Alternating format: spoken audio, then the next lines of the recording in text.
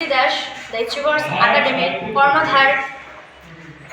আমাদের আজকের এই অনুষ্ঠানটা মূলত একটা প্রাইজ গিভিং সেরিমনি। আমরা বাচ্চাদেরকে দেখি তারা একঘেয়েমি পড়াশোনা করতে করতে ওরা পড়াশোনার প্রতি অনেকটা অবহেলা চলে আসে। সেই কারণে বাচ্চাদের মধ্যে উৎসাহটা বাড়ানোর জন্য আমরা ফ্রি অফ কস্টে একটা পরীক্ষা নিয়েছি, যেখানে ওদের বেসিক জিনিস নিয়ে আমরা 100 নম্বরের একটা পরীক্ষা নিয়েছি।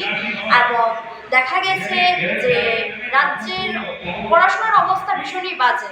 বাচ্চাদের বেসিক যে নলেজগুলো সেগুলো একদমই নেই। বাচ্চাগুলো শুধুমাত্র অনুশীলনী পড়ে পড়ে মুখস্থ বিদ্যা করে শুধুমাত্র এগিয়ে যাচ্ছে। আমার প্রয়াস থাকবে এই জিনিসগুলো আমি যেন আস্তে আস্তে করে ঠিক করতে পারি এবং সবার সহযোগিতা প্রয়োজন, কারণ আমার একার পক্ষে সম্ভব হবে না সেটা।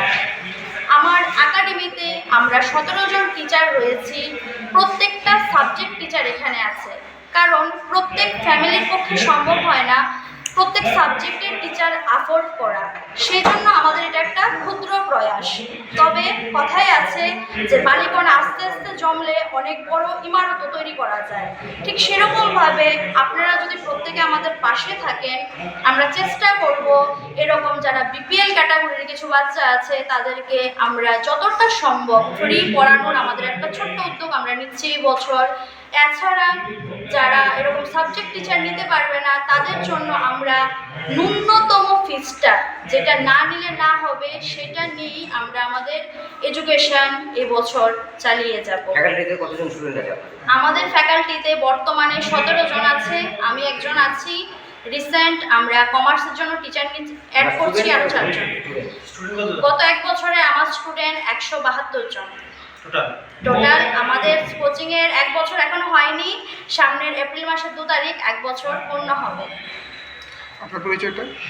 আমি ডক্টর স্মৃতি দাস।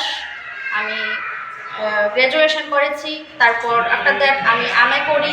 আমে করার পর আমার একটা লং জার্নি, আমি চাকরির জগতেও যাই, কিন্তু এটাই আমার জন্য, এই জগৎটাই আমার। সেজন্য আমি আবার ফিরে এসেছি এবং এখানে আমি আবার শিক্ষকতা শুরু করেছি। তোমরাও সেই পড়াশোনার সম্মান দেবে এবং ভালোভাবে পড়াশোনা করবে। দেখো, ডাক্তার, ইঞ্জিনিয়ার, বিজনেসম্যান, চাকরিজীবী সবাই হতে পারে, তো পাশাপাশি একটু ভালো মানুষের মতো মানুষ হয়ে সমাজের জন্য কাজ করতে হবে। সমাজের অসহায় গরিব অসহায় লোকদের পাশে থাকতে হবে, সমাজের জন্য কাজ করতে হবে, তাহলেই সব কিছু সাকসেস হবে। তো ডাক্তার, ইঞ্জিনিয়ার সব কিছু হবে, পাশাপাশি মানুষ ও সমাজের জন্য কাজ করবে। এতটুকুই বলে আমার কথা বলা শেষ করছি।